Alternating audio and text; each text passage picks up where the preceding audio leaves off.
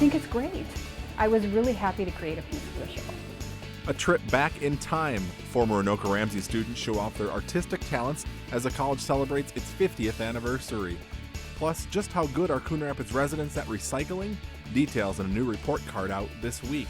But first, we feel it's really important that the public's involved in this process early. Residents learn more about a proposed bridge over the railroad tracks on Hansen Boulevard. That tops CTN News this Friday, March 25th, 2016. Thanks for joining us. A packed house this week for the first public input meeting for the project. If state funding is secured this legislative session, a bridge will be built over the Hansen Railroad tracks next year. Dozens of people did turn out at Epiphany Church Wednesday night to check out the preliminary maps and ask questions. Up to 10 homes will need to be taken for the project. For the last year, public safety officials have been pushing for a bridge over the railroad tracks to improve safety and eliminate delays for motorists and emergency vehicles at the crossing. While nearby residents understand the need for the bridge, some do have concerns. I think it's a good idea for safety reasons, and also, with people backed up, sometimes you see them sitting there all the way to Coon Rapids Boulevard. Our main concern would be the fast speeders and how close the home butts up to the whole project. The first home, second home included. We have a contractor, a contracted consultant in Bolton and Mank, who looked at this process, looked at the engineering, and they're here working with us tonight, and we'll continue to take input from people. And if there are really solid suggestions that we've missed, we're going to implement them. The Hansen Crossing sees about 81 trains per day and 13,000 vehicles, making it one of the busiest crossings in the state. Oil trains going to and from North Dakota have added more delays in recent years. Also this week, local officials testified in St. Paul about the need for the Hansen Railroad Bridge. Along with Commissioner Scott Schulte, Mayor Jerry Cook, and Fire Chief John Piper appeared before a House committee Thursday afternoon to push for the $12.6 million needed from the state to make the project a reality. Lawmakers are considering stiffer penalties for people who commit certain types of hate crimes. Last Friday, the Senate Judiciary Committee passed a measure that would increase the maximum penalties for felony assaults by 25% if they're motivated by bias. The bill is in response to the story of Asma Jama, the Somali woman who was attacked by a fellow patron inside a Coon Rapids Applebee's last fall for speaking Swahili. Prosecutors charged her alleged attacker with third-degree assault and not a hate crime because the maximum penalty for hate crimes is only a gross misdemeanor. The state's Human Services Commissioner is pushing for change at the Anoka Metro Regional Treatment Center to address concerns about patient care and staff safety. The proposed $2.25 million project would renovate the 175-bed hospital, installing a facility-wide camera system and personal duress alarm sensors. Other changes include a computerized key control system and the enclosure of the nursing station in one of the units. For the first time ever, the League of Women Voters is getting involved in the election of the Board of Directors for Connexus Energy.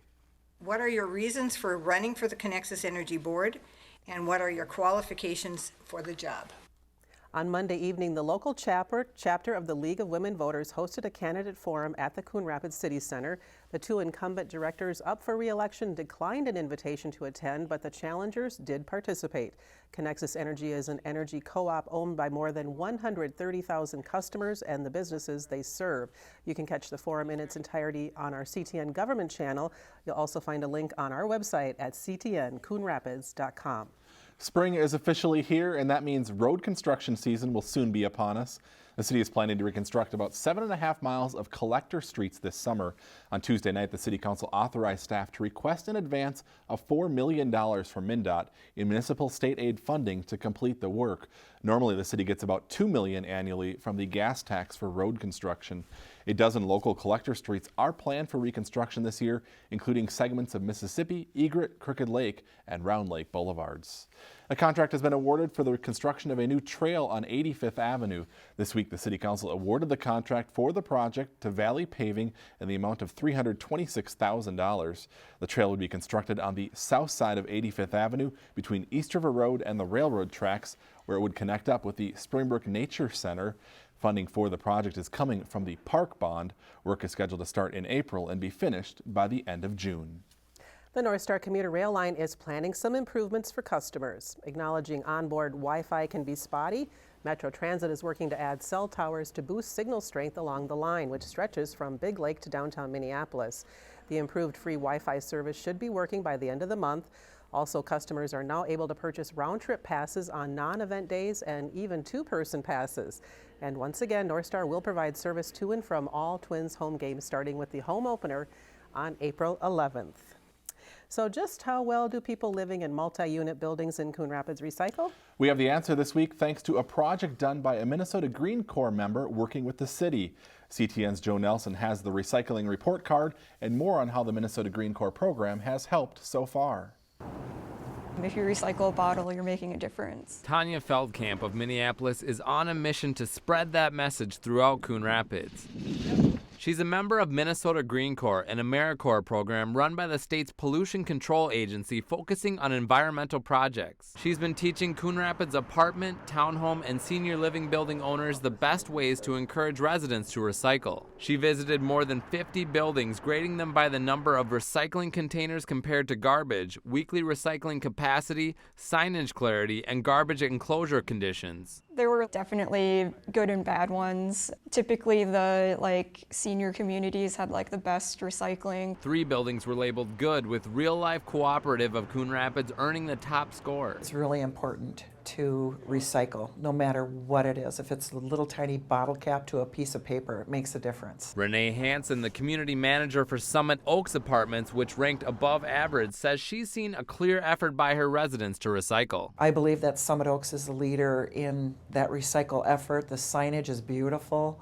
The contributions from the residents are terrific as well. But 15 buildings ranked below average or need improvement. Other buildings just don't really have enough recycling carts. The residents can't really recycle that much. She's found that using labels reminds residents how to separate trash and recycling. I have these 3 buildings around this area. So far I've noticed about 1,000 pounds more into the recycling, yeah. It's definitely cool to feel responsible for that and to have to see the change over time. The City Council voted this week to allow the Recycling Department to apply to host another Green Corps member this fall. For a complete list of how each apartment or townhome scored, head to the city's website at coonrapidsmn.gov. You can also learn more about the recycling project on this month's episode of Community Close-Up. Steve and Karen? Good habit to get into. Yep, definitely. Thanks, Joe. Thanks.